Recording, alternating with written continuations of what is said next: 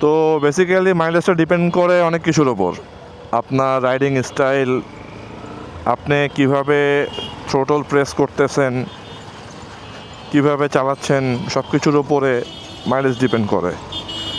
রাস্তার traffic condition কীরকম এটার উপরেও মাইলেজ ডিপেন্ড করে। মাইলেজ সবথেকে বেশি ডিপেন্ড করে আপনার থ্রোটল দেওয়ার উপর। সো দেখা গেছে যে আপনি অহেতুক থ্রোটল বেশি দিচ্ছেন, রাস্তা কম কিন্তু সেখানে থ্রোটল বেশি দিয়ে চালাচ্ছেন, তারপরে গিয়ার কমায় আরপিএম বেশিতে চালাচ্ছেন, সেক্ষেত্রে আপনার মাইলেজ কমবে।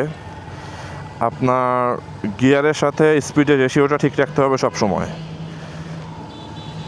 তাহলে আপনি সর্বোচ্চ মাইলেজ পাবেন।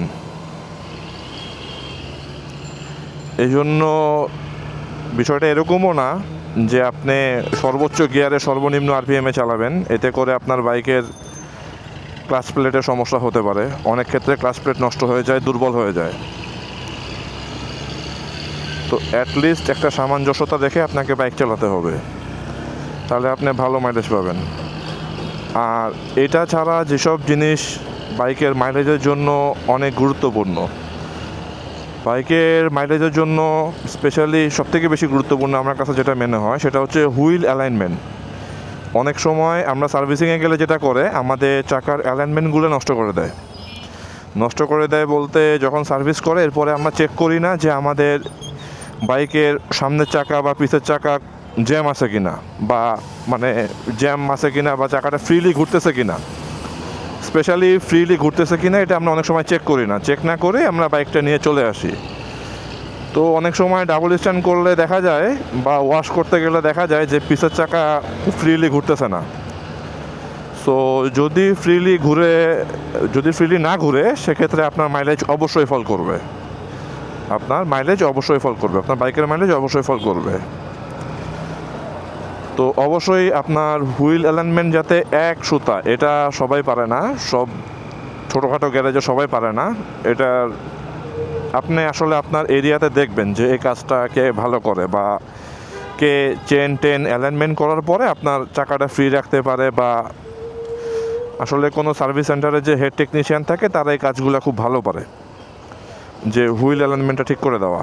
খালি বললেই হবে আমার চাকাটা জ্যাম আছে, পিছর চাকা জ্যাম, সো এটার অ্যালাইনমেন্টটা চেক করে আমাকে ঠিক করে দেন। তো এটা বললেই ঠিক করে দিবে। এটা অনেক ইম্পর্ট্যান্ট যে আপনার বাইকের মাইলেজের জন্য এটা ডিরেক্টলি ইনভলভ, হুইল অ্যালাইনমেন্ট। তো এরপরে যেটা আসে সেটা হইতেছে চাকার প্রেশার, হাওয়ার প্রেশার, কতটুকু হাওয়া দিলে কীরকম হবে। তো অনেক ক্ষেত্রে দেখা যায় যে হাওয়া কম থাকলে মাইলেজ কম পাবেন, আবার হাওয়া যদি বেশি থাকে সেক্ষেত্রে আপনার চাকা বাউন্স করবে, বা মনে হবে যে গাড়ি অনেক বেশি বাউন্স করতেছে, এরকম কিছু একটা। তো আপনার কোন চাকায় কতটুকু হাওয়ার প্রেশার থাকবে সেটা হইতেছে আপনার রিয়ার সুইং আর্ম, পিছনে যে হ্যাঙ্গারটা থাকে যেটার সাথে পিছের চাকা কানেক্টেড, তো ওইটার মধ্যে মেনশন করা থাকে যে এই চাকাতে এতটুকু হাওয়া দিতে হবে। তো এই গেল হইতেছে চাকার হাওয়া। অ্যান্ড এরপরে যেটা ইনভলভ সেটা হইতেছে আপনার বাইকের এয়ার ফিল্টার কী অবস্থায় আছে। অনেক ক্ষেত্রে দেখা যায় যে ভাইয়া এয়ার ফিল্টার অনেকে 10,000 কিলোতেও পরিষ্কার করে না বা চেঞ্জ করে না, কিন্তু আমাদের বাংলাদেশের যে AIQ বা এয়ার কোয়ালিটির অবস্থা, তো সেখানে আপনাকে প্রতি 5,000 কিলোমিটার পর অ্যাটলিস্ট এয়ার ফিল্টারটা চেক করতে হবে। আপনি না পাল্টান অ্যাটলিস্ট 5,000 কিলোমিটার পর আপনাকে এয়ার ফিল্টারটা চেক করতে হবে যে এটা কী অবস্থায় আছে। তো এটা চেক করতে হবে আপনাকে অবশ্যই, এটা চেক করার, যদি আপনার দেখা গেছে 5,000 কিলোমিটার পর আপনার এয়ার ফিল্টার নষ্ট হয়ে গেছে, জ্যাম হয়ে গেছে, সেক্ষেত্রে আপনাকে চেঞ্জ করতে হবে। সো বাইকের মাইলেজের ক্ষেত্রে এটাও একটা ভালো পার্ট যে এয়ার ফিল্টারের অবস্থা কী। এরপরে যেটা আসে এটা আসবেই, সেটা হইতেছে আপনার আমাদের দেশের ফুয়েল কোয়ালিটি। আপনি যে পাম্প থেকে ফুয়েল নিচ্ছেন, এই পাম্পের ফুয়েলের অবস্থা কীরকম বা ফুয়েল কোয়ালিটি কীরকম। যদিও আমাদের বাইকগুলা 89 বা 90 রন এরকম লিখে দেয়, কিন্তু আসলে তো আমরা তো আসলে এই রনের ফুয়েল আমরা বাংলাদেশে পাই না। তো এর মধ্যেও ভালো খারাপ আছে, কিছু কিছু পাম্প আছে যেগুলোতে কিছু হলেও একটু হলেও ভালো ফুয়েল পাওয়া যায়। তো আপনার চেষ্টা করবেন সবসময় ভালো পাম্প থেকে ফুয়েল নেওয়ার, যাতে মাইলেজটা ভালো থাকে। তো ফুয়েলে শুধু আপনার মাইলেজই না, বাইকের সাউন্ড, ইভেন যখন আপনি এক্সেলারেশন দিবেন তখনও আপনি বুঝতে পারবেন যে আপনার আসলে ফুয়েলটা ভালো পড়ছে নাকি খারাপ পড়ছে। তো ভালো ফুয়েল ম্যান্ডেটরি, একটা বাইকের জন্য ভালো ফুয়েল ম্যান্ডেটরি।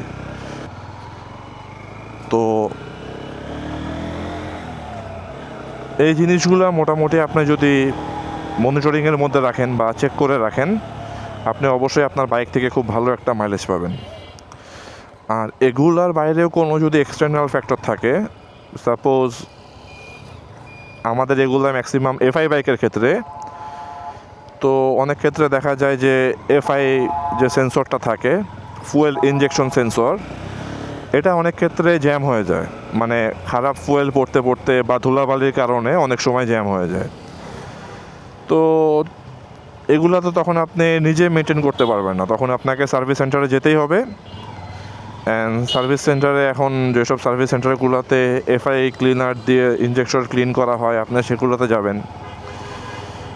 অ্যান্ড এফআই ইনজেক্টরের সাথে আর একটা জিনিস আছে, এটা হচ্ছে ফুয়েল পাম্প, যেটা হচ্ছে আপনার ট্যাঙ্কির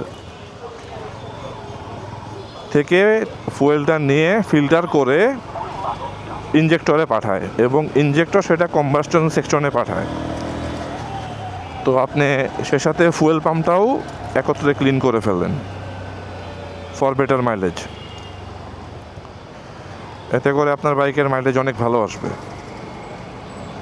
যদিও এফআই বাইকগুলোতে 2, 3, 4, 5 হাজার কিংবা 10 হাজারের মধ্যে এফআই ক্লিন করা লাগে না, মানে অনেক দীর্ঘ সময় পর আমি ক্লিন করা আমার কাছে মনে হয়েছিল। এইসব জিনিসগুলো কি ভাইয়া, খুব দরকার না পড়লে এগুলো না করাই ভালো। মানে শুধু শুধু খুলে, যদি মনে করেন আপনার সমস্যা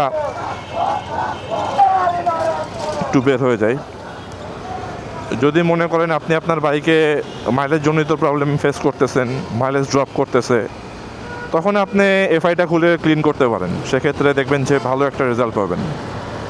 আপনাদের শুরুর দিকে হয়তো অনেকেরই মাইলেজ নিয়ে অনেক কমপ্লেন ছিল যে বাইকটাতে আসলে 35, 36 বা 33 কোনোভাবে এর থেকে বেশি মাইলেজ উঠতেছে না। তো সবাই একটু ধৈর্য ধরেন, যাদের বাইক নতুন কিংবা 1000 বা 1500 কিলোমিটার চলছে বা 1500 কিলোমিটার চলা, 2000 কিলোমিটার চলছে, অ্যাটলিস্ট 5000 কিলোমিটার পর্যন্ত ওয়েট করেন, বাইকটাকে একটু সময় দেন, বাইকটাকে বুঝেন, তাহলে দেখবেন যে মাইলেজটাও ভালো পাচ্ছেন।